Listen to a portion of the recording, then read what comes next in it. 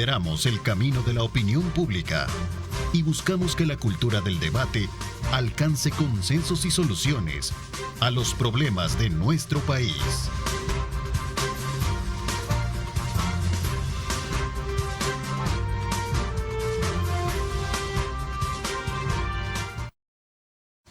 ¿Qué tal? Buenos días, ¿cómo están? Qué placer enorme saludarles a ustedes. Gracias por sintonizarnos a esta hora de la mañana y continuar con nuestra programación. Agradecemos desde luego a Luisa Mayoa y a todo el equipo, el staff de la mañana de Telenoticias Megavisión, por darnos la oportunidad de estar bien informados desde muy tempranas horas de la mañana. Vamos en este día lunes, como siempre, exhortándoles a ustedes a colocar a Dios en el centro de sus actividades para que todas aquellas metas, aquellos proyectos puedan cumplirse. Vamos de inmediato en esta hora y media a conocer temas importantes de país, hacer los análisis pertinentes con relación a los temas vigentes de la nación. Quiero darle la más cordial bienvenida esta mañana a Luis Contreras, experto en temas de seguridad y temas de país. Gracias por acompañarnos, Luis. Qué gusto tenerte. Ernesto, un gusto estar nuevamente en tu programa, con Misael también, y saludo a tu audiencia en este inicio de semana. Ya el ambiente navideño ya nos está abarcando, ¿verdad? Sí. Invadiendo más todavía, sí. Pero qué bueno, porque sí, al final creo que son momentos oportunos para encontrarnos con amigos, con la familia, en fin, tantas cosas bonitas. No, yo tuve la oportunidad de estar este fin de semana compartiéndola con toda la familia, la visita de mi hermano, su esposa, sus hijas desde Estados Unidos, que no venían desde hace 7 años. Sí. Y obviamente pues tuvimos la oportunidad de estar acá en el Turicentro de Apulo, que es un lugar muy, digamos, inmediato a la capital, una cosa muy bonita, ¿no? Bienvenido también, Misael, ¿cómo estás? Qué gusto saludarte. Muchas gracias, Ernesto. Luis, buenos días, buenas tardes. Yo estoy por otro lado, buenos días a toda la audiencia. No, sí. ya adelanté el día, sí, que Dios los bendiga.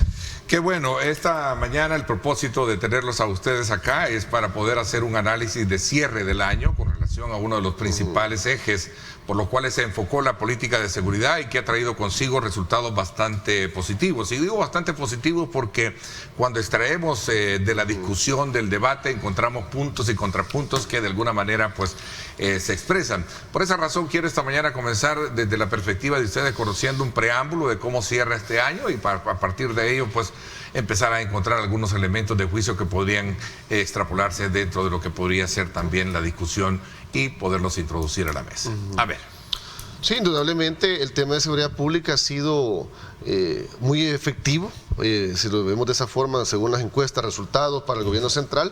Y también recordemos que la medición no se detiene ahí, porque ese muestreo de encuestas con respecto a los resultados del plan de seguridad, la gente lo percibe en el día a día, en la realidad. Es decir, no solamente ha disminuido considerablemente la violencia homicida, sino que también otros flagelos que afectaban muy fuerte a la población salvadoreña, como el caso de la extorsión, por ejemplo.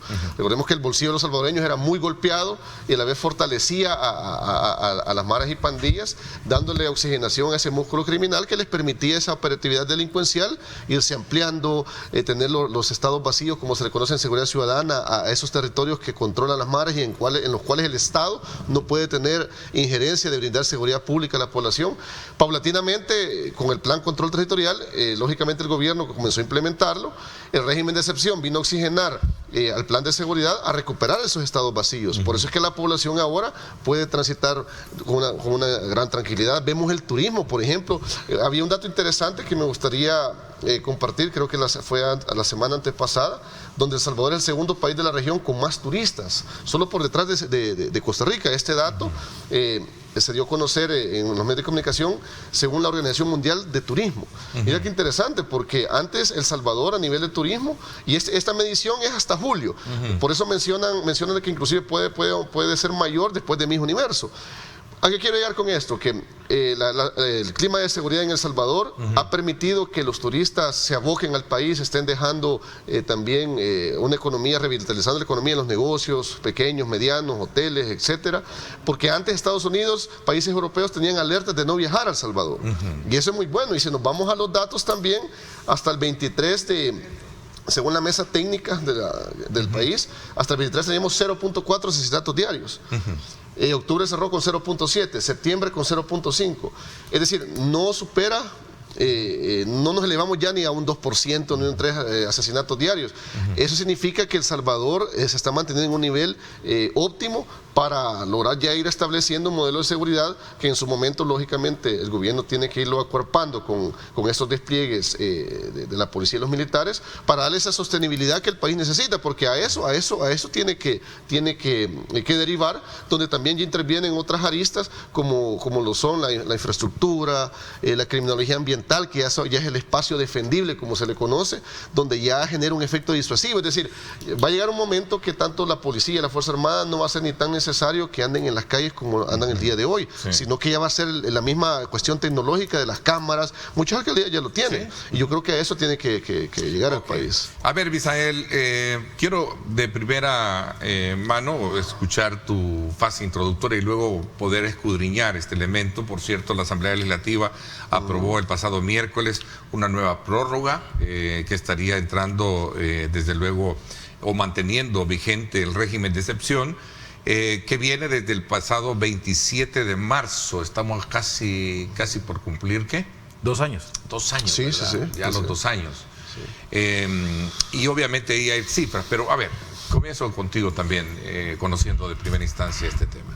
Bueno, más de 500 días sin homicidios no lo puede decir cualquier país, y eso es importante que la población lo tenga en su mente y reflejado en su entorno, porque el plan puede haber evaluación de parte técnica, de parte ya sea política criminal, política ciudadana, política de seguridad, pero la percepción de la gente es la que le da el voto de confianza al señor presidente y al gabinete de seguridad. Por ahí tenemos que empezar. Sin embargo, no podemos dejar atrás lo que es el triunfo y dejarlo cargándolo como que fuera una estatua. Esto debe de proceder a que la gente siga confiando en lo que ya logró con su Fuerza Armada y su Policía Nacional Civil, a raíz de que continúen denunciando y se vaya a atender todo lo que le ha dicho a la población. Por ejemplo, cantones que dicen que todavía se ven muchachos, etcétera. Son de las cosas muy importantes. Ahora, sí, yo quiero aprovechar la oportunidad que nos da el Grupo Megavisión, porque es injusta 2 cosas. La primera es la que están haciendo algunas instituciones que se están abrogando el derecho de dar datos de El Salvador, pero se cubren diciendo que ese dato es hasta 2019, hasta el 2017, 2021, que son las 3 fechas que están manejando. Y entonces, por ejemplo, el dato que nos daba Luis, que nosotros lo conocemos perfectamente, que para andar haciendo una media anda en el 0.6 homicidios por cada 100,000 habitantes, es decir, a 0.6 homicidios diarios, que eso no es ni siquiera uno. Es bien importante que nosotros lo recalquemos, porque fuera aún hay personas que hablan en mal del plan del gobierno, pero porque dicen que tenemos 7.1, 4.3, es decir, manejan esos estándares, los cuales no son ciertos. Luego la otra, también no es justo que personas que están yendo en contra del gobierno porque están en contienda política estén haciendo de mal salvadoreño, acuerpando estas situaciones. Como por ejemplo, algo que nunca me ha parecido es que dicen con contundencia internacionalmente, cuando nadie se les enfrenta, dice, hay 20,000 casos de personas inocentes, y eso no se puede dar así a la ligera, porque para decir que hay 20,000 casos quiere decir que vieron los procesos, se dieron cuenta que la gente no toca sus procesos y que están en una situación diferente. Eso yo lo quiero denunciar como malos salvadoreños, porque hay muchos de estos. Y lo otro, creo que es momento, en este mes están cumpliendo 29 años que la Fuerza Armada le está ayudando a la Policía Nacional Civil. La historia es que hace 29 años, en 1994, se necesitó la Fuerza Armada porque había muy poca... Sacarlo a la calle. Así es. Había un gran debate en aquel entonces. Sí, fue horrible. Sobre todo por diferenciar, querer marcar la diferencia entre el tema de seguridad pública y la preparación de ellos en materia de seguridad. Pero, por ejemplo, en ese momento, ¿no?, apenas teníamos a nivel nacional, no llegábamos ni a 4,000. incluyendo oficiales y administrativos. Venía de una depuración prácticamente. Exactamente. De 11 años atrás. Y vámonos, no, 3 años. De 3 años, ¿no? Ajá. Y vámonos nosotros ahora cómo va avanzando la necesidad poblacional, la densidad es exagerada, etcétera. Entonces, creo que es momento de que las autoridades de la Fuerza Armada tomen a bien que le sugieran al señor presidente que les autorice de que haya un readiestramiento de la Fuerza Armada, pero ya enrumbados a lo que es la parte de la seguridad ciudadana, para que ellos tengan también otro tipo de adiestramiento y puedan ayudar en mejor forma. No estoy diciendo que se les dé funciones de policía, sino que un readiestramiento, porque muchos de ellos tienen ese contacto con la población porque han aprendido de los mismos policías con que platican, pero la cantidad de adiestramiento para más de 20,000 hombres no la han recibido, y ahí tenemos muchos que a veces les toca salir solos. A ver, interesante conocer digamos, los elementos que contiene un primer análisis de la discusión que vamos a tener esta mañana.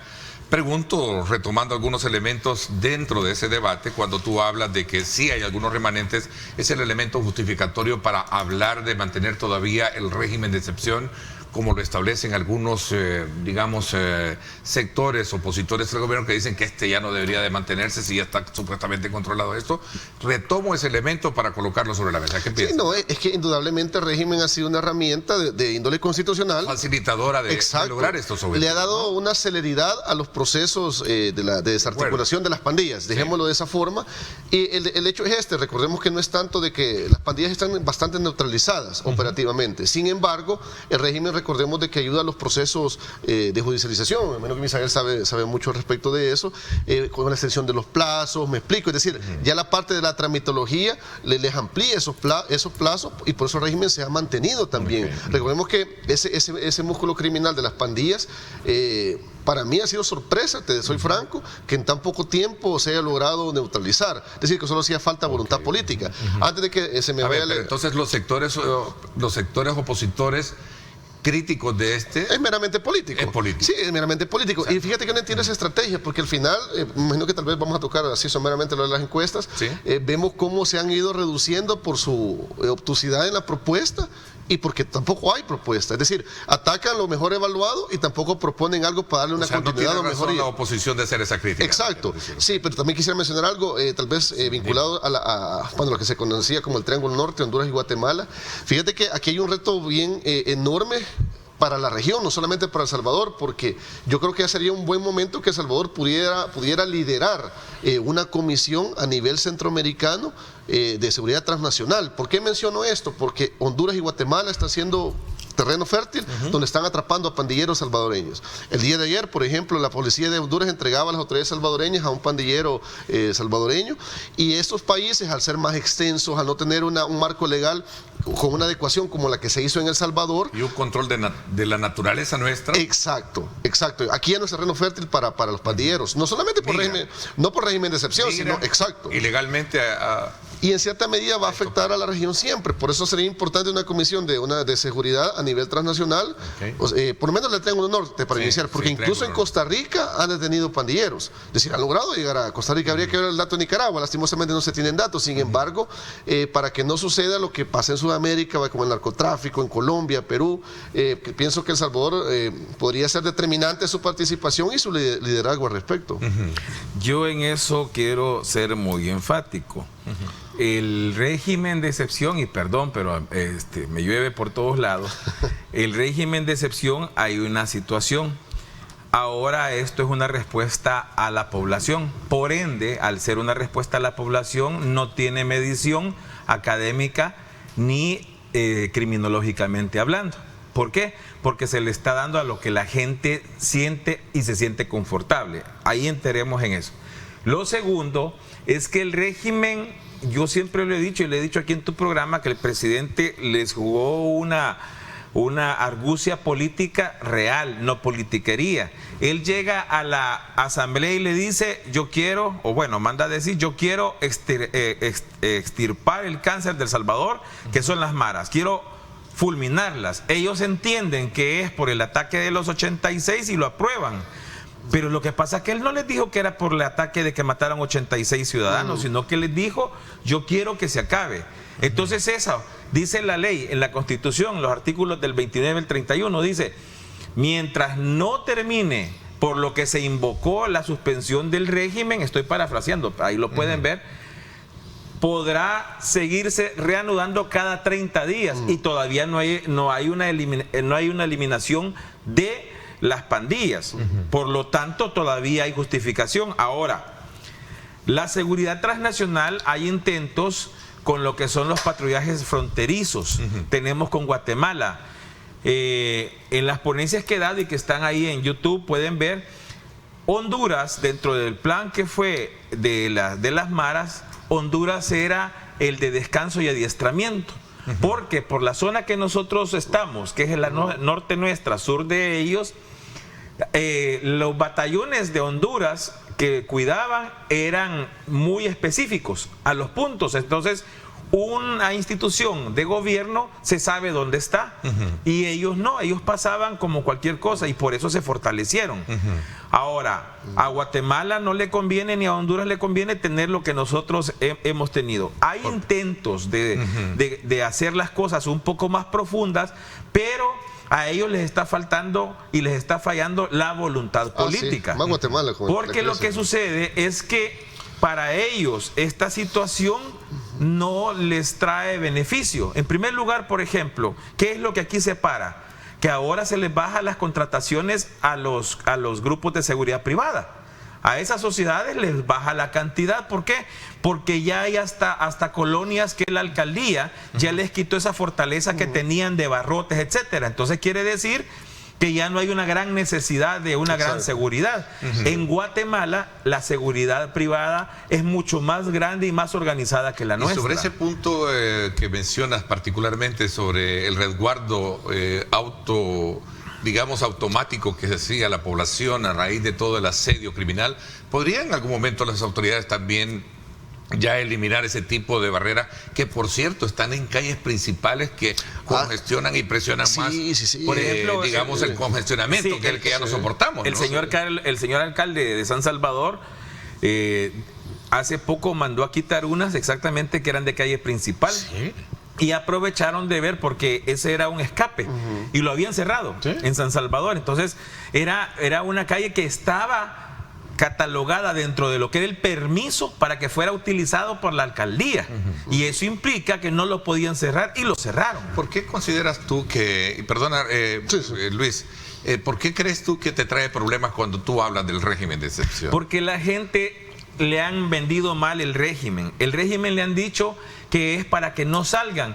Salió un youtubero diciendo que había un criminalista. Sí soy eso, pero también soy criminólogo e investigador.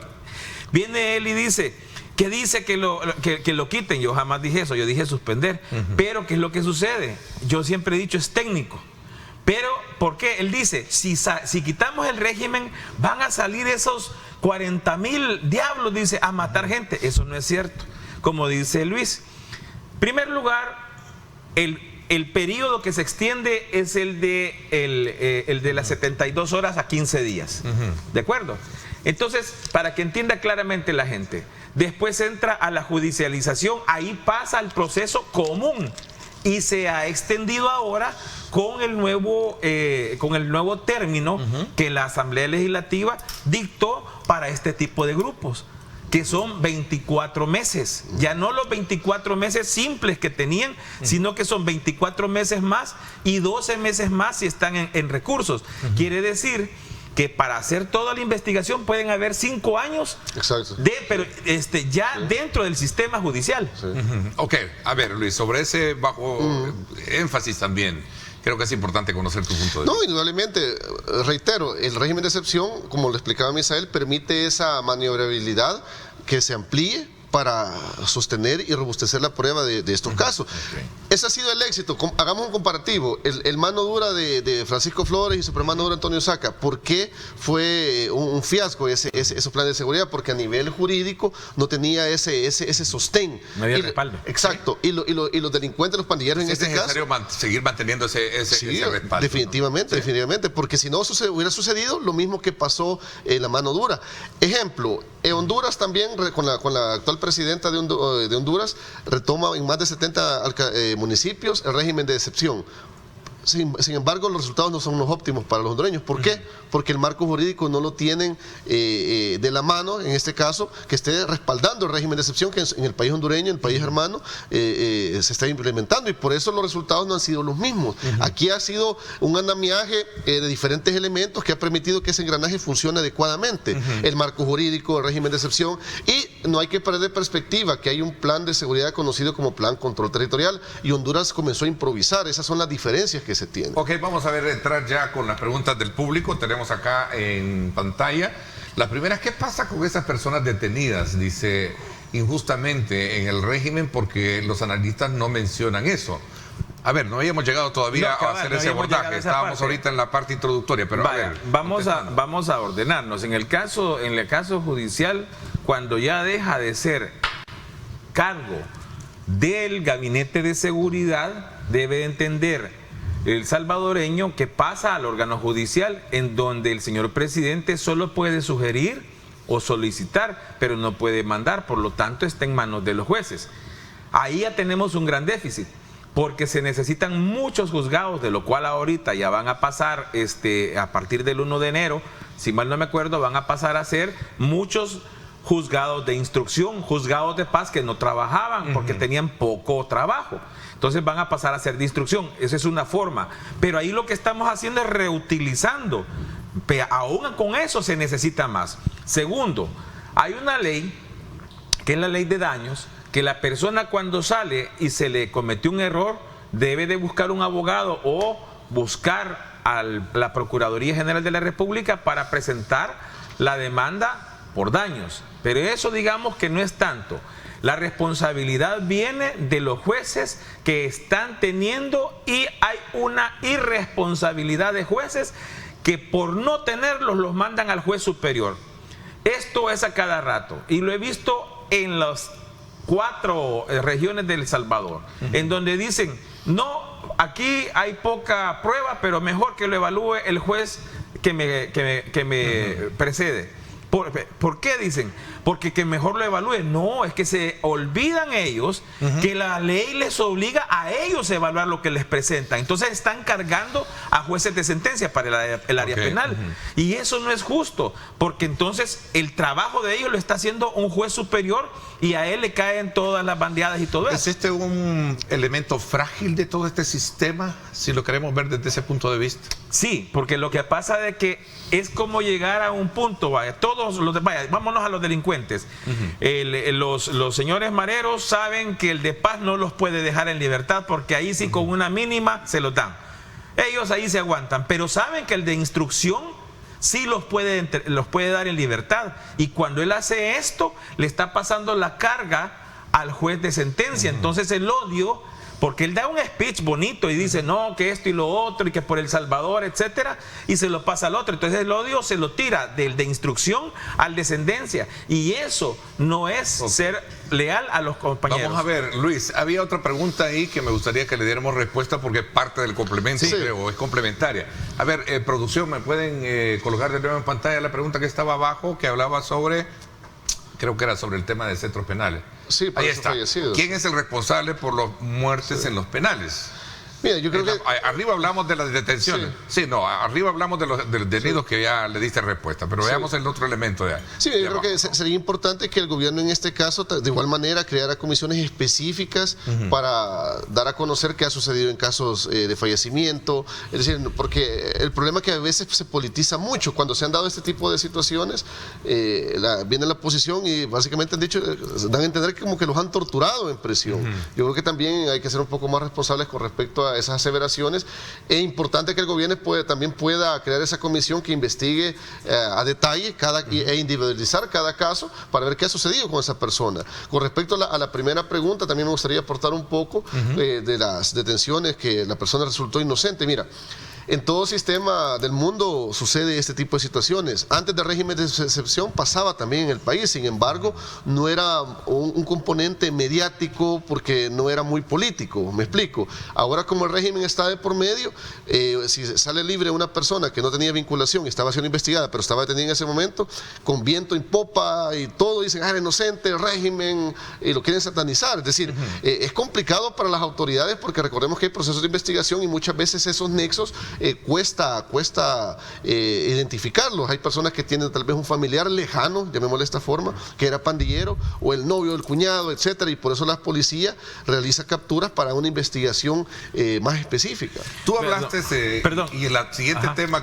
la siguiente pregunta que tenemos en pantalla tiene que ver con un elemento que tú lograste esbozar en tu primera intervención sobre el clima en el que se encuentra el país ahorita. Exacto. Que es un clima electoral, ¿no? Definitivamente, sí. Obviamente, si el tema del régimen de excepción debe mantenerse vigente, iba a hacerte ese planteamiento. Veamos la pregunta, dice, buenos días, Ernesto, ¿es conveniente ir a elecciones bajo un régimen de excepción? Mira, interesante porque hemos ido a vacaciones de Semana Santa, vacaciones de agosto, venimos a vacaciones de diciembre con régimen de excepción. Yo no le veo una relevancia negativa, por el contrario, tiene una relevancia positiva porque el país, después de tantos meses de estar en régimen de excepción, tanto ha sido el beneficio para la seguridad ciudadana, el desplazamiento de la población civil que es honrada, que ya no se ve afectado y por el contrario, ahí podemos ver el centro histórico, después inclusive previo a la inauguración de la biblioteca, a altas horas de la noche las personas departiendo en familia. Estuve con la familia, por cierto, el día de ayer hasta eso de las 11 de la noche. Me quiero referir... Y era como que si estuvieras en el día. Me quiero referir a las dos partes. Primero, el de muertos en centros penales. ¿A quién están explotando? Todos los muertos. Y los están echando a régimen. Y quiero decirle a la población que no es cierto. Ahí hay muerte por enfermedades crónicas, muerte por algún tipo de infección, etcétera, etcétera. Es decir, muertes naturales como infartos y muertes que hay bajo sospecha. Les recuerdo que los muertos son 121 casos que hace 6 meses el señor fiscal general reportó que ya los estaban investigando. Pero ahora más los salvadoreños gritan a todo pulmón que son 200 muertos del régimen dentro de los centros penales. No los pueden aseverar. Y yo quiero retarlos a que me los prueben aquí, que los han ido a investigar. No lo han hecho. Porque ni siquiera los abogados penalistas entramos a los centros penales. No va a entrar un político para hacer cosas. Y el régimen bajo elección, vean. El hecho que haya una elección no quiere decir que esto políticamente va a interferir en una decisión. Exacto. No es cierto. Si ustedes se acuerdan, cada elección hay policía afuera, Fuerza Armada afuera, y solo entran los policías por razones de que la ley se los permite y a llamado del fiscal electoral. Entonces, tener régimen bajo la elección, si ya vemos a la necesidad de lo que el pueblo pide, no le veo ningún problema. ¿Por qué? Porque como repito, hace un momento dije, ya es una perspectiva política, de gusto a la sociedad, no tiene nada que ver con la técnica y como ya explicamos con Luis, no tiene nada que ver el accionar del gabinete, el órgano judicial, con lo que va a ser la elección salvadoreña. A ver, ¿qué piensan ustedes sobre la apertura que se ha dado para medios de comunicación y ver las condiciones en las que están recluidos en el centro de confinamiento del terrorismo SECOP? Sí, recientemente hubo reportajes nacionales y también hemos visto a unos creadores de contenido, como se les conoce ahora, inclusive europeos, haciendo reportajes. Mira, yo lo veo bien en el aspecto de que primero señalaban que era un hermetismo, el SECOT, por ejemplo, y obviamente es una prisión de máxima seguridad, debe ser hermética. Sin embargo, se da a conocer las condiciones, cómo están en este caso específico, pandilleros de máxima peligrosidad. Es decir, el nivel de seguridad, inclusive las dinámicas conductuales que pueden tener a lo largo del día. Por ejemplo, cuando pasan reclusos, cómo le llevan la alimentación. Yo creo que es similar a los reportajes que se han hecho cuando se hacen en Mariona, se hacen en Izalco, por decir algo, en el pasado. Sin embargo, obviamente el tema de seguridad, como ha despertado mucho interés a nivel internacional, y es una cárcel nueva, le están dando esa apertura como debe de ser. Incluso no tiene ni el 50% de la capacidad actual de reclusos. ¿Qué piensas de las voces críticas que hacen? Pero la crítica, ¿en qué sentido? Yo la crítica, por ejemplo, un canal español, me recuerdo hace unos meses cuando recién se inauguraba me decían que y eso es un campo de concentración, es decir, o sea, eso para nada en lo absoluto, esa es una prisión de alta seguridad. Es lo que tiene Estados Unidos. Por ejemplo, Estados Unidos, donde tiene detenido a los capos de la droga, al Chapo Guzmán, por ejemplo, ahí no puede ver a nadie, ellos no pueden ver a nadie. Una rigurosidad en las reglas, y ahí no hay pronunciamientos de ONG de derechos humanos, nada en lo absoluto. ¿Por qué? Porque son terroristas, incluso hay terroristas también que han realizado atentados a nivel de Estados Unidos, de otros países, y están donde deben de estar, en prisiones de máxima seguridad. Todos sabemos al Chapo cómo se escapó como 2 veces de baja seguridad. Las prisiones. No se puede exponer en este caso a pandilleros de alta peligrosidad a que se puedan escapar, y no nos vayamos tal vez al extremo que se escapen, sino que volviéramos al pasado, cuando en gobierno del FMLN les ingresaban celulares, les llevaban bailarinas y podían tener esa comunicación donde ordenaban todavía a los pandilleros en el exterior asesinatos y extorsiones. Voy a hacer una pausa comercial, son las 7 de la mañana en punto. Continuamos con el análisis de nuestros invitados esta mañana. A ustedes gracias por estar con nosotros a través de nuestra plataforma digital y por supuesto a través de nuestra señal abierta. Regresamos.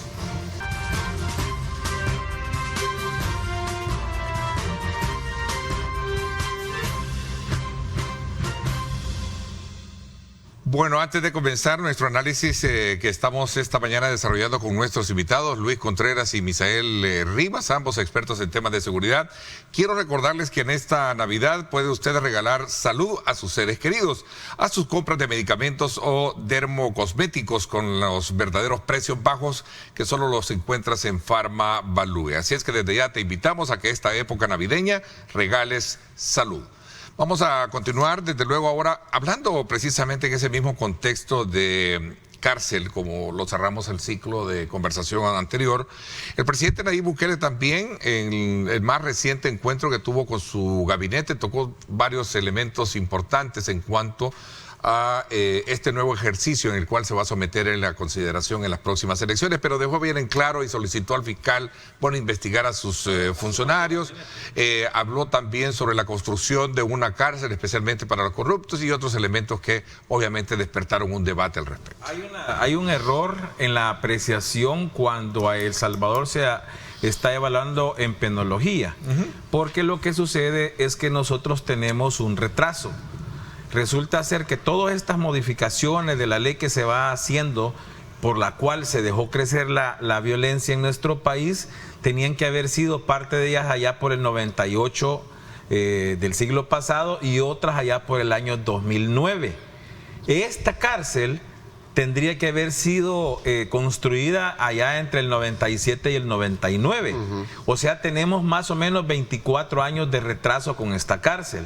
El estar haciendo un centro de confinamiento para corruptos, que eso es delincuencia de cuello blanco, de otro tipo de cuello blanco, no necesariamente empresarial, estos tienen que estar, según la penología, deben de estar en otro lugar, cumpliendo penas adecuadas para lo de ellos, para que no aprendan cosas nuevas. Por ejemplo, ¿qué pasa si, como antes, que se ponía el corrupto con un delincuente cibernético, le estábamos enseñando cómo hacerlo mejor las cosas y en qué se había equivocado? Entonces, eso es lo que se procura. No podemos llegar a la penología de los nórdicos, porque ellos ya pasaron por esto y nos llevan, ¿qué? 40, 50 años adelante. Entonces, de eso a las aspiraciones con las que nos miden las instituciones y algunos medios de comunicación no son acordes a lo que El Salvador va desarrollando en lo que es derecho de penología y penitenciario. Entonces, no podemos ser evaluados como está haciendo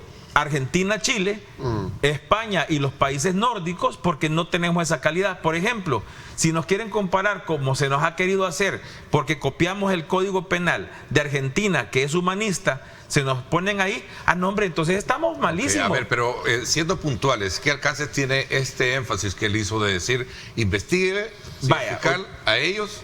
Lo que pasa es que está diciéndoles, miren, ¿sabe qué? Yo no lo tolero, y si usted tenía alguna deferencia porque yo estaba aquí para llevarlo más despacito, hoy que no estoy, termínenlo de investigar. No, y definitivamente esa transmisión donde el presidente de El Salvador dio esa directriz, diría yo, en su momento, inclusive invitó al fiscal general con esa orientación de decir, puede investigarlos. Es un mensaje político muy grande.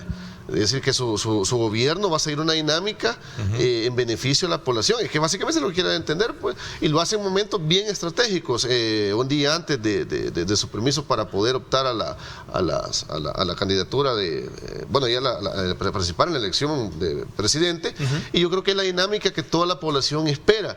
Y si nos vamos ¿Tú crees que no fue para ellos incómodo, para sus funcionarios? Pienso que va a ser incómodo para el que anda en malos pasos. Es decir, si no, yo creo que cuando hay una convicción real de un objetivo bien enfocado, que en este caso es no la corrupción, al contrario, es como imagino que ser parte de ese equipo sería como un honor. Un compromiso más. Exacto. Pero a ver, tú como experto y digamos como conocedor en la materia, ¿tú crees que esto predice que ya van a haber capturas alrededor de esto? Es lo que se ha estado manejando también. Mira, recuerda que solo en política vienen los ríos en reversa, puede pasar cualquier situación. Pero me gustaría dar este dato también. En una de las encuestas recientes, la seguridad aparece en primer lugar como la mejor evaluada y el combate a la corrupción en segundo. Interesante para que veas esa secuencia que el presidente está siguiendo. Se sigue con el régimen de excepción, reúne a su equipo de trabajo, en este caso ministros, viceministros, y les dice, mira, no voy a permitir corruptos. Es decir, esa dinámica en la cual el presidente está muy atento es la mejor evaluada a la fecha por la población salvadoreña. Seguridad pública y lo de la corrupción. Interesante. Vamos a ver, a propósito, hay una pregunta. La Constitución es clara, el rol de la Fuerza Armada no es de seguridad pública. Es que el problema con esto es de que muchas personas caen en una cuestión más papista que el Papa. Obviamente no es la tarea de la Fuerza Armada la seguridad pública y no la está haciendo de forma individual, por eso son los grupos de tarea conjunta.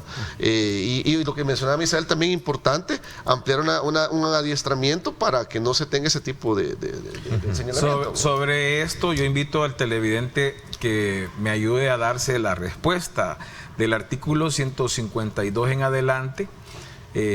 Está el órgano ejecutivo y le permite, y dice, el presidente como el comandante general de la Fuerza Armada dispondrá de la misma para la seguridad nacional, y dice, cuando lo crea necesario podrá darle auxilio o ayuda, estoy parafraseando, pero así se entiende, así se lee, a seguridad pública. Es lo que hace. Le explico, el grupo de tarea conjunta, que así se llamó y tiene otro nombre que se modernizó en este siglo, pero es eso, es trabajar una cantidad de soldados apoyando a los policías.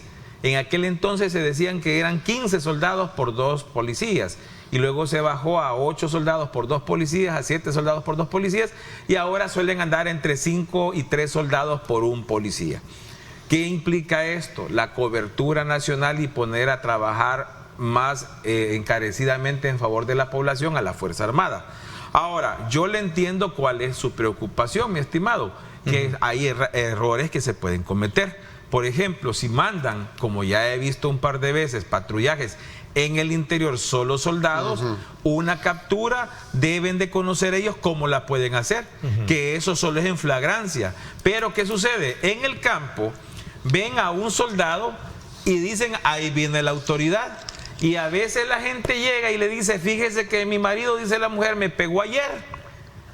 ¿Y a qué hora? Le dicen otros para ver si está en la flagrancia. Me pegó a las 8 de la mañana, y se lo dicen ya a las 14 horas del día siguiente, y hay más de 24 horas, ya no puede ser detenido. Esa es la situación que se debe de adiestrar para que sepan los soldados qué hacer en ese momento y cómo ayudar, porque es fácil llegar y atender a la gente, pero se necesita adiestramiento. Ok, regresemos al tema anterior que teníamos sobre el énfasis de esta exhortación que hiciera el Ejecutivo para el Ministerio Público en el sentido de poder investigar. ¿Cuál es tu yo lo que creo firmemente es que incluso yo pienso de que él tiene ya información que la tiene que corroborar el ente investigativo, que es, según la Constitución, la Fiscalía General de la República. Porque el hecho de que él hizo mucho énfasis, y lo dijo en el discurso, dijo él yo no voy a ser como el presidente Duarte, dijo, que todos decían que él era bueno, pero que se rodeó de corruptos. Yo no voy a cargar, dijo, con sus problemas, con sus pecados. A mí eso me gustó mucho, porque la verdad, eso quiere decir, llega el señor fiscal, que no es parte del Ejecutivo, llega como invitado y no lo pone a la par de él como el jefe de gabinete le correspondería, sino que pone al ministro, al señor fiscal general, y le dice, mire, aquí está dándole, y le dice que le da todo el respaldo para que se haga. Me imagino que a raíz de lo que se dio en aquel caso del diputado con el señor Mason, sí, creo que de ahí él vio algunas cosas que podrían estar pasando, me imagino que armó algo o se le informó de algo y él ya pasó la situación. ¿Por qué? Porque hay muchas cosas que la misma población está demandando y señala, lo vemos en Twitter, lo vemos ¿cómo se llama? En TikTok, en un montón de plataformas lo vemos, en donde le dicen, mire, tal cosa está haciendo fulano, sutano y mengano. Y les recuerdo, en ese discurso dijo, a ustedes les recomiendo, le dijo a los ministros, no vayan a cargar, dijo, con el pecado, con el problema de sus subalternos, dijo. Él explicó lo de los subalternos, porque dijo, cuando yo estuve con mi papá y platicó lo que le dio en la alcaldía, cuando le dijo, mira papá, hay un fulano que tengo que despedirlo por esto, pero mira, entonces le dijo, vas a ser un hipócrita con la gente y contigo mismo. Entonces trae esa remembranza y se los traslada a los otros. Ustedes no van a cargar con los problemas de su subalterno, dijo, y eso tienen que denunciarlo. Y ahí empezó ya a decirles, miren, el que puede, el que no, el que va a poder seguir es porque hizo un buen trabajo, etcétera, y le dio mucho énfasis. Entonces, para mí, que les mandó un claro mensaje, que no vayan a ocultar a nadie, porque eso es la verdad. Ese es como que tú digas aquí en el canal, que ya sabes quién es el que se duerme en las cámaras, porque lo alcanzas a ver, ¿ya? Entonces, ¿qué es lo que sucede? ¿Qué es lo que sucede? Quien lo ve, tal vez no sos tú porque el jefe directo, porque puede haber alguien que sea el jefe directo, no sé cómo es la organización, pero tú puedes decir, y ay, ojalá que hoy no se nos vaya a caer una cámara de alguien que se nos vaya a dormir y te reís, porque es la misma fórmula, nada más que este es un nivel y el de él es otro nivel, pero el mensaje para mí fue fantástico, me encantó, porque es primera vez que vemos un mensaje de esa manera. Ok, el momento electoral es propicio para poder de alguna manera limpiar muchos aspectos que tienen que ver con elementos de probidad, elementos de transparencia en este momento y el resto de, digamos, que emana en este momento en el cual también hay otras fórmulas presidenciales, hay resultados electorales que dan algunas encuestas. ¿Cómo se recoge todo esto en este ámbito, Luis? Para ir cerrando un poco, porque el tiempo es nuestro peor enemigo, ¿no? Básicamente viene siendo como un impulso, inclusive hasta de campaña. ¿Por qué? Porque la dinámica del gobierno ha sido eso, un combate a la corrupción, y yo creo que ha dado unas muestras muy fehacientes. Por ejemplo, una exalcaldesa que está siendo procesada, la de Soyapango. Ya lo mencionaba Misael también, un diputado que lo desaforaron, lo detuvieron, que está en proceso de investigación, al igual que el asesor de seguridad, el señor Mason. Y así sucesivamente, es decir, se está centrando un precedente porque se quiere diferenciar no solamente, obviamente como decía el presidente, de que no va a cargar con la corrupción de otros de su mismo gabinete, sino que también seguirse diferenciando de los partidos de antaño, FMLN, Arena. Porque si te das cuenta, la encuesta de la UCA reflejaba que cuando preguntan sobre el FMLN, un 9.4 se le viene a la mente que son ladrones, dice. Y presentaron ellos un mapa interesante de la inteligencia artificial a través de las encuestas, el 27.3 que refleja corrupción, decía. Y de similar números está Arena también. Por eso esa dinámica ha sido importante en la antesala de la elección presidencial de diputados y evidentemente la de alcaldes. Ok, tengo otra pregunta del público y está relacionada precisamente con lo que tú hablabas sobre, o la respuesta que dabas en el tema de la Fuerza Armada. Ernesto, dígale a sus invitados que lean el artículo 168, numeral 12, que con relación a tu punto de respuesta que diste cuando se preguntó si el ejercicio mismo da para poder de alguna manera mantener vigente en actividades de seguridad pública. Ahí está, mira. Aquí está. Disponer de la Fuerza Armada para la defensa de la soberanía del Estado, de la integridad de su territorio, excepcionalmente si se han agotado los medios ordinarios para el mantenimiento de la paz interna, la tranquilidad y la seguridad pública. El presidente de la República podrá disponer de la Fuerza Armada para ese fin. La actuación de la Fuerza Armada se limitará al tiempo y a la medida de lo estrictamente necesario para el establecimiento del orden y cesará tan pronto se haya alcanzado ese cometido. El presidente de la República mantendrá informada sobre tales actuaciones a la Asamblea Legislativa, la cual podrá en cualquier momento disponer el cese de tales excepciones. En todo caso, dentro de los 15 días siguientes a la terminación de esta, el presidente presentará a la Asamblea un informe. Y ahí viene el siguiente. Exactamente, yo dije que era del 152 en adelante. Ok, pero ahí te dice cuando se han agotado, si se han agotado. Sí, es que lo que pasa de que, como no, es que cuando hicimos en un programa que hicimos la cuenta de cuántos mareros había en el país, recogíamos un dato del año 2015, que eran 77,000.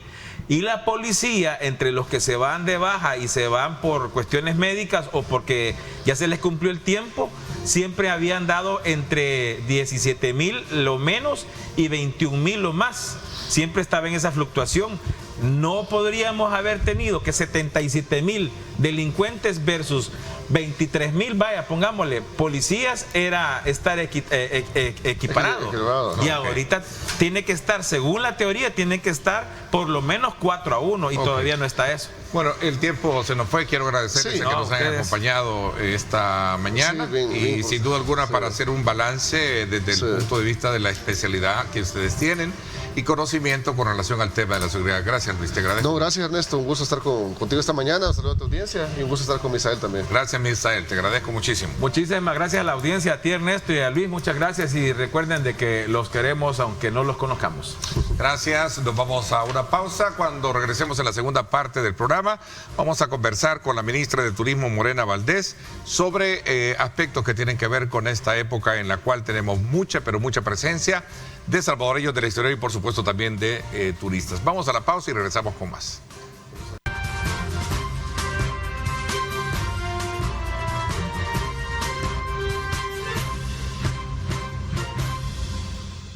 Bien, gracias nuevamente por estar con nosotros. Saludos muy cordiales a usted que mantiene siempre nuestra fiel sintonía. Vamos de inmediato a conocer datos, cifras de esta temporada de fin de año en el sector turismo. Quiero darle la más cordial bienvenida a la ministra encargada del ramo, Morena Valdés, que nos acompaña esta mañana. Ministra, bienvenida, gracias por acompañarnos. Buenos días, Ernesto. Siempre un gusto estar aquí en su casa y, como dijo su invitado anterior, ahí un saludo a todos los que no conocemos, pero los queremos. Pero los queremos, no los conocemos, pero los queremos. Así es que qué bueno. Sin duda alguna hay mucha expectativa con relación a lo que ya se está viviendo, ¿verdad? Hay un ambiente navideño, pero también un ambiente muy acogedor, al saber de que muchos recibimos la visita de familiares, etcétera, etcétera, ¿no? ¿Cuál es, digamos, la lectura que se tiene hasta este momento? Contarle que hasta en noviembre de este año tenemos registrado 3 millones de visitantes internacionales, entre los cuales 73% son turistas y 28% son excursionistas. Este dato es importante porque es un dato récord que hemos tenido a noviembre de este año, según todos nuestros datos históricos que tenemos de turismo. Importante decir que la mayoría viene vía aérea, es decir, antes venían más nuestros hermanos hondureños y guatemaltecos, hoy nos están visitando más nuestros hermanos de Estados Unidos y obviamente de Canadá. Importante decir que ya no solo viene la generación que se fue de la diáspora, sino que la segunda y la tercera generación, y además de esto se está quedando más tiempo. Esta semana tengo entendido que vamos a tener una muy buena noticia, que se abre una nueva área en el Aeropuerto Internacional del Salvador. Así felicitar al presidente de CEPA, Federico Anliker, que también la semana pasada le estuvimos acompañando en la inauguración de la terminal de Ilopango. Además de eso, todo el esfuerzo que se está haciendo con ellos, también con CEPA en el tema de cruceros. Así que la verdad que muy contenta y satisfecha de todo lo que se ha logrado. El equipo un poco cansado porque no hemos parado todo este año. Hemos tenido 6 torneos internacionales de surf, además de otros eventos tales como Miss Universo y además otros eventos que nosotros hemos venido apoyando en el sector privado. Y obviamente esto nos ha posicionado como el 4.º país del mundo según la Organización Organización Mundial de Turismo que más ha crecido a nivel internacional después de pandemia. Solo nos antecede precisamente Qatar, Arabia Saudita y Albania, tomando en cuenta que Qatar tuvo un mundial. Así que se vienen cosas interesantes también para este mes de diciembre. Según nuestras estadísticas, vamos a tener más de 313,000 visitantes internacionales. Bueno, ya tenemos 3 millones de visitantes justo para noviembre de este año. Teníamos la meta de 3.2 millones de visitantes y ya con esta proyección pues la estaríamos superando. Insistir que ahora se están quedando más. El tema de seguridad, bueno, usted me lo comentaba extra cámara, que tenía unos familiares que ahora estaban impresionados precisamente por la seguridad del país, que pudieron hacer un tour bastante largo el día de ayer. O sea, sí, el Turicentro de Apulo, que obviamente el clima de seguridad embargaba muchísimo a ellos, que andaban en otros años anteriores con mucha cautela o precaución, ¿no? Claro, exactamente. Esa zona de Ilopango es una joya, le digo yo, que se está recuperando, porque antes nadie iba a esa zona precisamente por la inseguridad que se vivía, y ahora la verdad es que vemos a todos los salvadoreños saliendo. Usted me comentaba del centro histórico, contarles también, sí, que este fin de semana tuvimos la última edición de CIBART, que es un esfuerzo que se hace entre la Alcaldía Municipal de San Salvador, el Ministerio de Turismo, la Corporación Salvadoreña de Turismo, el Instituto Salvadoreño de Turismo y ahora la nueva administración del Centro Histórico Aplán.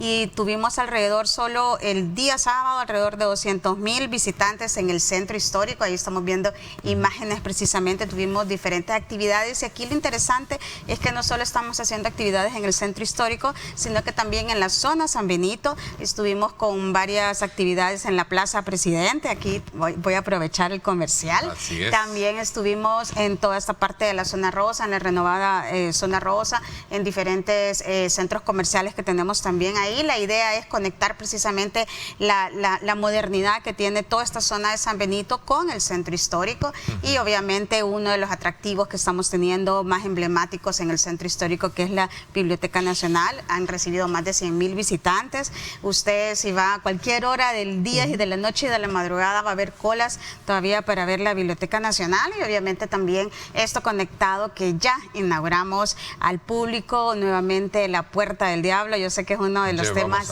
que siempre nos preguntaban en esta entrevista. Coloquémonos un poquito en el contexto que vivimos. ¿Es esta una temporada alta o es prácticamente ya de manera permanente que tenemos en el país? Obviamente los 3 últimos meses siempre son temporada alta, claro, y sobre todo diciembre, que es una de las temporadas en donde más nos visita, sobre todo nuestros hermanos de la diáspora, que quiero contarle, Ernesto, que siempre que me ven dicen que esta entrevista es la que no se pierde, la diáspora. Así que un saludo a todos nuestros hermanos de la diáspora, que seguro la están viendo aquí en El Salvador porque han venido de vacaciones. Un abrazo siempre fraterno para ellos, ¿eh? Lo ven muchísimo, y nos decían precisamente esto, que como esta época para ellos es importantísimo regresar al país. Entonces por eso es la época que más tenemos ingreso de visitantes, y obviamente se quedan más porque aprovechan para quedarse no solo Navidad, sino que Año Nuevo, y muchos también las primeras semanas de enero, aprovechando que tienen un corte de fin de año y que obviamente están renovando energías para el próximo. Así que sí, esta es una temporada alta en la cual nosotros esperamos también que el sector turístico en toda su cadena de valor, ya sea restaurantes, hoteles, transporte turístico, tour operadores, guías turísticos, sitios recreativos, estén a su capacidad del 100%. Así que enhorabuena a todo este sector productivo de turismo, que yo sé que están dando su milla extra para esta temporada. Aquí va a ser importantísimo la atención al cliente que tengamos, que cuidamos el medio ambiente. Quiero destacar, yo sé que no hemos tocado esa parte todavía, pero me comentaba la presidenta del Instituto Salvadoreño de Turismo, ISTU, Enia Guiñada, que ha estado en todos estos primeros días en Puerta del Diablo, que estaba impresionada de cómo los salvadoreños y los visitantes de la Puerta del Diablo estaban cuidando el sitio, no botando basura. Así que, así como a veces siempre digo, cuidemos nuestros sitios turísticos y no botemos basura, quiero felicitar a todos los visitantes que estuvieron desde el jueves hasta el domingo, que suman alrededor de 18,000 visitantes. Estamos calculando alrededor de 4,500 personas que están ingresando diarios, y sobre todo el fin de semana, el día más que tuvimos a más porcentaje de capacidad fue el día de ayer, el día domingo. Ahí estamos viendo estas hermosas imágenes que nos están compartiendo en la pantalla. La verdad que estamos muy contentos. Sabíamos que este era uno de los destinos turísticos que estábamos en deuda cuando nosotros le recibimos. Siempre lo abordamos. Hoy ya está la apertura, la inauguración y una visita, digamos, fuerte, ¿no?, que se tiene, ¿no? Así es. Mayoritaria. Y esto, como nos mandató el presidente Bukele, tanto la presidenta Listo como a su servidora, era como abrámosla al público, ¿verdad? Que sea el público el protagonista de este sitio del cual todos estaban pidiendo que por favor la pusiéramos a disposición de la población nuevamente. Ahí tenemos el mirador, tenemos uno de los miradores más largos del país, así también ahí tenemos diferentes comidas típicas que usted puede deleitarse precisamente en este sitio. Decir que esto también fue un trabajo y de verdad felicitar al equipo de Listo y a su presidenta Eni, porque han venido trabajando también con los vendedores que habían estado en la Puerta del Diablo. ¿Cuánto fue la inversión, ministra? Alrededor de 2 millones. Recordemos que todo ese panorámico, tienen un panorámico, ¿verdad? Exactamente, son miradores turísticos que tenemos ahí, importante. El mirador de cristal también, una pasarela, ¿no? Exactamente, uno de los más largos, y vemos todos los vendedores ahí ofreciendo la comida típica que no puede faltar para todos los salvadoreños. Estamos teniendo mucho turista internacional también, eso es importante decirlo, y además de esto también todos, por ejemplo, estos vendedores han pasado por unas capacitaciones de inocuidad, el tema también de cuidado y atención al cliente, es decir, estamos trabajando también para fortalecer al sector empresarial. Esto es algo que también ya para el 2024 lo vamos a estar trabajando de manera más especializada y más de manera más de verdad con detalle con la Corporación Salvadoreña de Turismo, porque definitivamente esto es lo que necesitamos. Ya la oferta ya no está equilibrada con la demanda, porque estamos teniendo más demanda que oferta. Y sobre todo de hecho, el problema tema de talento hay un humano. inconveniente del parqueo, que ahora entiendo se tienen que quedar en el Parque Balboa y de ahí ser transportados. Estamos teniendo transporte turístico también. Para facilitar un poco el tráfico. Exactamente, y además agradecerle a todas las instituciones del gobierno del presidente Bukele, que están definitivamente apoyándonos. El BMT estuvo ahí con nosotros, está con nosotros 24/7 en Puerta del Diablo y en otros sitios turísticos que también tenemos bastante afluencia, también como en el complejo turístico del Puerto de la Libertad, también otro sitio turístico que está siendo muy visitado. Regresemos un poco y que detengámonos acá en la Puerta del Diablo. Antes no se cobraba, hoy sí, ¿verdad? Hay un cobro de mantenimiento, ¿no? El parque siempre es gratis. Lo que se hace también, y con las experiencias de buenas prácticas que hemos tenido con intercambios de experiencia con otros países, se está trabajando la capacidad de carga del área natural. Aquí esto es bien importante decirlo, no es que nosotros quisimos poner precisamente este cobro, sino que es un poco también cuidar el área natural protegida, como lo hacemos también en el Parque Natural Cerro Verde, que también para subir como para no sobrepasar la capacidad de carga que tenemos. Así que los únicos cobros que se hacen son para los peñones que tenemos en Puerta del Diablo. El ingreso al parque es gratis, usted puede hacer sus posts para Instagram y para todas sus redes sociales en los miradores, y obviamente el consumo que tenga en los puestos en donde se están vendiendo la comida típica. A ver, el horario de apertura. De 8 de la mañana hasta 10 de la noche. Esta es otra de las cosas también que es importantísimo decirlo. Nunca se había abierto la Puerta del Diablo hasta altas horas de la noche. También es una inversión que se ha hecho. Obviamente que todo lo que se está haciendo también dentro de los parques es mejorar también la visita de nuestros turistas, tanto nacionales e internacionales, no solo de día, sino que también de noche. Así que de verdad felicitar a Listo por todo este esfuerzo que está haciendo, y obviamente le da más opciones a los salvadoreños y a nuestros turistas internacionales de conocer toda aquella belleza que tenemos precisamente en esa área. Ya nos vamos a ir al sur y ya nos vamos a ir a la Libertad, que es otro de los elementos, pero no solo ahí, yo creo que el país lo tiene Oriente. Así es. Oriente tiene obviamente grandes atractivos, grandes playas, grandes montañas, Perquín, Alegría, Berlín, Santiago de María, también. Tecapa, toda la Sierra Tecapa, ¿no? Sí, no, y precisamente es lo que estamos trabajando con el Banco Interamericano de Desarrollo. Un saludo a todo el equipo del BID, porque justamente estamos desarrollando varias infraestructura turística pública de primer nivel en el oriente del país con Surfcity 2, con un préstamo de 106 millones que ya lo hemos hablado en esta entrevista, pero precisamente en estos días ya estamos cerrando el diseño para poder ejecutar en el año 2024 y en el año 2025 también todos aquellos proyectos de infraestructura, y enfatizar muchísimo con el tema del talento humano y la capacidad del sector privado para poder responder a la demanda que tenemos, que también lo vamos a estar trabajando con este préstamo. Me llama la atención mucho las proyecciones o el aporte económico que toda esta temporada y todo el trabajo que se ha hecho a lo largo del año ha dejado. Son alrededor, no sé si la cifra me equivoco, me corrige, ministra, voy a ir a una pausa, 3.600 millones a la economía nacional de inyección. Así es. Bueno, después de las remesas dato. somos nosotros. Así es, interesante ese dato. Sí, soy de alguna manera también muy interesado en conocer esa cifra y cómo eso se traduce particularmente en la generación de empleo. A mí me encanta, y le decía a Extra Cámara el día de ayer, ver la visita frecuente al Turicentro de Apul, ¿verdad? Y ver cómo se genera empleo. Las personas, más allá de sentirse seguras por el tema o el clima de, valga la redundancia, de seguridad, también de cómo se genera la dinámica económica y los lancheros, las personas que están vendiendo, comercializando productos, en fin, tantas cosas. Me parece que hay un círculo virtuoso. Si esto se traduce en generación de empleo, en una dinámica así, de esa naturaleza, pues bienvenido. Voy a la pausa y regresamos.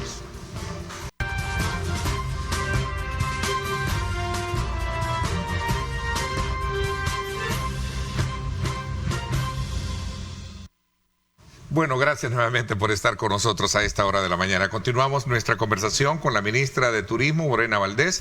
Le decía que el factor económico es importante cuando este se traduce en, no solo en el tema de inversión, que creo que el sector privado es digno de destacar y resaltar las inversiones. Usted mencionaba cómo ahora hay una combinación en el caso urbano, centro histórico, zona rosa, la inversión de Plaza Presidente, San Benito, que creo que es una parte tan alegórica, tan urbanísticamente atractiva, que cualquiera es digno de resaltar y ver cómo el país ha avanzado en esa materia. 3.600 millones de dólares en la economía nacional por el turismo. Así es, y importante decir con esta cifra también de que nos convertimos en uno de los sectores más importantes para al aporte del Producto Interno Bruto. Nosotros teníamos en el año 2019 una representación del sector turístico para el PIB de 5% y para el año 2023 ya representamos un 10%. Entonces ahí 5 puntos porcentuales. Se escucha fácil, pero obviamente ha sido todo un trabajo que se ha tenido, y yo siempre agradecerle al presidente Bukele la oportunidad de poder impulsar el sector turístico, porque lo que usted dice, al final uno trabaja para poder mejorar la vida de la población salvadoreña. Si usted me pregunta qué es lo que me impulsa todas las mañanas, ojalá hoy consigamos que venga un inversionista y que generemos empleos. Que se abra un negocio. Exactamente, y que se generen empleos ahí en la comunidad, en el destino turístico, en donde está, por ejemplo, lo que hablábamos fuera de cámara, toda la parte del oriente del país, toda la ruta de Tecapa, toda la ruta de Santiago de María, Berlín, Alegría, toda esta ruta también de la zona norte del oriente, de Morazán, Perquín, etcétera, que tiene lugares preciosos. Precisamente, un saludo para ellos allá. Que precisamente son de las zonas olvidadas y que por eso le estamos apostando. Precisamente hoy Edwin Núñez, de parte de TESAL, nos estaba invitando a la inauguración de una planta eléctrica que va a estar ahí precisamente en esta zona, porque una de las cosas que más necesitamos es una buena distribución de energía eléctrica, una buena distribución de agua potable. De cobertura, exactamente, ¿no? Que son los porque de yo siempre digo, y esta frase la repito muchísimo, el turismo solo es resultado de cómo nos encontramos en la sociedad, cómo está nuestra salud, cómo está nuestra educación, cómo está nuestra seguridad, cómo está también todas aquellas otras cosas que se necesita para tener una vida digna, porque si haces turismo es porque ya tenés todo esto avanzando, ¿verdad? Entonces tenés una buena distribución de energía eléctrica, agua potable, todo el tema de sostenibilidad medioambiental, que es tan importante para tener un buen desarrollo del sector turístico. Así que estamos trabajando en ello. y precisamente esto genera empleo. Según nuestras estadísticas, a finales de este año vamos a tener más de 300,000 empleos entre directos e indirectos. Recordar que la cadena de valor del sector turístico son alojamiento, alimentación, transporte turístico, recreación e información, que incluye agencias de viajes, guías turísticos y turoperadores. Es decir, esta es como la cadena principal, pero después está construcción, que estamos teniendo muchas construcciones alrededor del sector turístico, hoteles, restaurantes, centros comerciales. Nosotros recibimos cada día varios inversionistas que le están apostando al país y que obviamente no vamos a ver la inversión ya, sino que en 1 o 2 años, porque es lo que se tarda precisamente, o un proceso normal para un periodo de construcción del centro comercial, del restaurante, del hotel, etcétera. También las artesanías, que es otro rubro importante que complementa precisamente el sector turístico, y obviamente la gastronomía, lo que hablábamos, ¿verdad? Cómo podemos mejorar y especializar nuestra gastronomía. Y te voy a insistir, nuestro plan ya 2024 es que las instituciones que conforman la cartera de turismo se dedican precisamente a especializar y a certificar y a tener más calidad en el sector productivo. Esto a través de Corsatur, ISTU con todos sus parques recreativos, el Ministerio de Turismo trabajando de la mano y liderando precisamente toda la ordenanza con todas las municipalidades, de todo el ordenamiento que debemos de tener en los sitios donde tenemos aquellos establecimientos turísticos, y obviamente también a plan empujando todo el desarrollo que se está dando en el centro histórico, que la verdad es un orgullo poder estar a las 9, 10 de la noche. Ayer estuvimos acompañando al presidente ad honorem del INDES en la presentación, la premiación fue. Del Yo estuve ahí en esa zona, sí. Y era increíble, eran las 10 de la noche y y yo le preguntaba a los empresarios de ahí que si un domingo era así normal, y nos decía no, a partir de la inauguración de la Biblioteca Nacional, nosotros cerrábamos a las 10, hoy estamos cerrando entre las 12 de medianoche a la 1 de la mañana, porque la gente sigue viniendo, sí, los restaurantes prácticamente colapsados, si lo voy a decir así, ¿no? Bueno, usted algo estuvo positivo, ayer. Colapsado, Ajá. sí, colapsado, sí, positivamente, hablando en términos muy positivos, colapsado, ¿no? Y entonces, si usted quiere invertir, vaya a invertir al centro histórico. Ahí tenemos también incentivos fiscales, que precisamente por eso se hizo la nueva autoridad de planificación del centro histórico, para también darle un ordenamiento. San Salvador está ofreciendo eso, ¿no? El centro histórico, zona rosa, ¿verdad? San Benito y todas esas áreas que son muy positivas. Muy buenas para invertir. Y lo decía yo, entre más inversión se hace, más empleos. Obviamente crecen el número de empleos, como usted bien lo sostiene. Para no ser, para ser más equilibrado, vámonos al occidente del país. Se nos van a poner celosos, ¿eh? No, yo sé que usted también le gusta mucho. Valdivieso con Ataco. No, sí, le debemos esa reunión, así que esperando llamada para que podamos ver. Veamos un poquito el occidente del país. Nosotros estamos trabajando en conjunto con varios comités de desarrollos turísticos, que es lo que estamos fortaleciendo, eso también a través de Corsatur y obviamente con las otras instituciones de la cartera de turismo. Decir que por primera vez estamos trabajando articuladamente, y decir también que la mayoría la lideramos mujeres. Ahí un saludo a Eni de Listo, Alejandra de Corsatur, y obviamente también de Aplan, que está Roberto Honles, que está trabajando con nosotros. Pero aquí es importante decir que en el occidente del país tenemos también miras de poder fortalecer los destinos turísticos especializados que ya poseemos. Por ejemplo, el volcán de Santa Ana, que es uno de los más visitados, ver de qué manera todo lo que está alrededor también se fortalece, y trabajar también con el Ministerio de Medio Ambiente, por ejemplo, con el guiado turístico que tenemos en los volcanes, en el complejo de los volcanes. Si usted va a ir a escalar algunos de los volcanes que tenemos precisamente en el occidente del país, siempre acompáñese de un guía turístico, un guía de sitio. Eso es importantísimo, porque aquí estamos especializando también, y lo que usted dice, estamos generando empleos de calidad y de la zona. Eso es bien importante. También tenemos parques recreativos, ahí estamos viendo, el que tenemos en Santa Ana, bueno, también tenemos Los Chorros, bueno, todo es la oferta turística de que tenemos en todos los sitios recreativos del Instituto Salvadoreño de Turismo. Pero aquí importante esto, por ejemplo, estas imágenes que vemos, hoy la gente está saliendo más. Así como usted vio con capacidad al límite precisamente el centro histórico, así tenemos los volcanes, así tenemos los pueblos también importantísimos en la zona del occidente del país, con la Ruta de las Flores, es algo que también vamos a estar fortaleciendo, no solo Tacua, Paneca, Huachapán, otros pueblos que son históricos y que obviamente también en conjunto con el Ministerio de Cultura tenemos que ir recuperando toda aquella identidad y orgullo que nos dan estos sitios. Fíjese que aquí hay una pregunta que formula un televidente, dice Ernesto, tú dices que anduviste en el sector de Apulo, dice, y viste en el Turicentro, y viste que hay una infraestructura bonita, bien acogedora. ¿Por qué no hacen lo mismo con la playa en Los Cóbanos? Creo que es la playa de Los Almendros. Los Almendros, sí. Qué buena. Es una reserva, es una buena playa linda, pero es para cuidarla, ¿no? Así es, no para abrirla así, sino que ordenadamente. Este es un área natural protegida y era lo que estábamos hablando del occidente del país. Obviamente nosotros vamos a trabajar en conjunto con el Ministerio de Medio Ambiente porque aquí ya tenemos que medir capacidad de carga, decir también que estamos trabajando muy bien con el Ministerio de Medio Ambiente y con otros ministerios también, como el Ministerio de Agricultura y además también con el Consejo Salvadoreño del Café, que para también hacer proyectos de agroturismo. Recordemos que nosotros estamos trabajando mucho también con el Sistema de Naciones Unidas para fortalecer toda la cadena de valor del sector turístico. Por ejemplo, con el Programa Mundial de Alimentos estamos trabajando un proyecto que para nosotros es uno de los proyectos más exitosos, que es GastroLab, porque tú me decías un poco en fuera de cámara cómo mejorar el tema de gastronomía. Sí. Entonces por eso nos hemos ocupado de ello y por eso tenemos 3 sedes, una en Santa Ana, precisamente por todo el auge que está teniendo precisamente la zona occidental, también otra en La Unión por toda la parte que estamos teniendo en la zona oriental y otra aquí en La Libertad, que es uno de los destinos más visitados. Sí, exactamente. Definitivamente.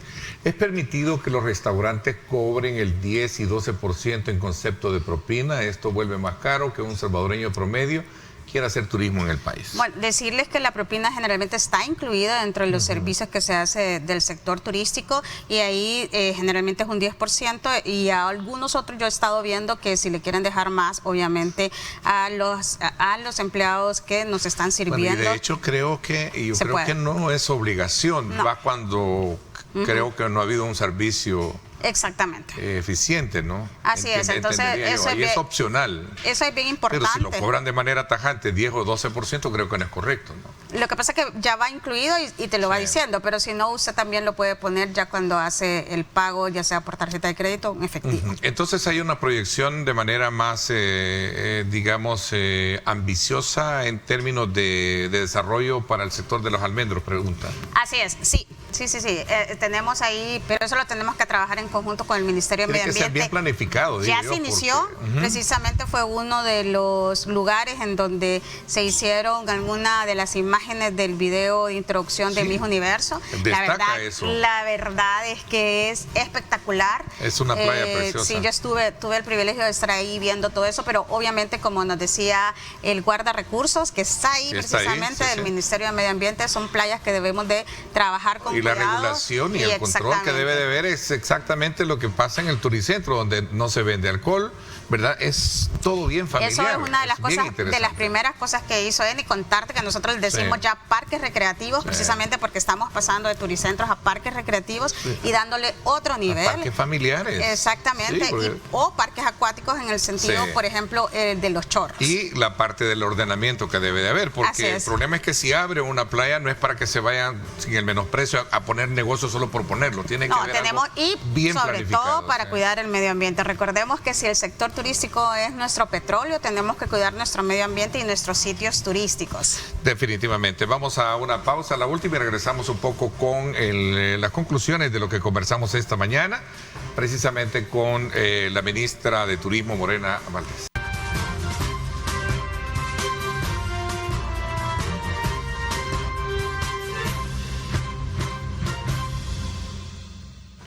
Bueno, gracias nuevamente por estar con nosotros a esta hora de la mañana. De alguna manera, este tema de las actividades que se generan en el contexto de la temporada de Navidad y de fin de año tiene que ver mucho con los horarios que se tienen disponibles.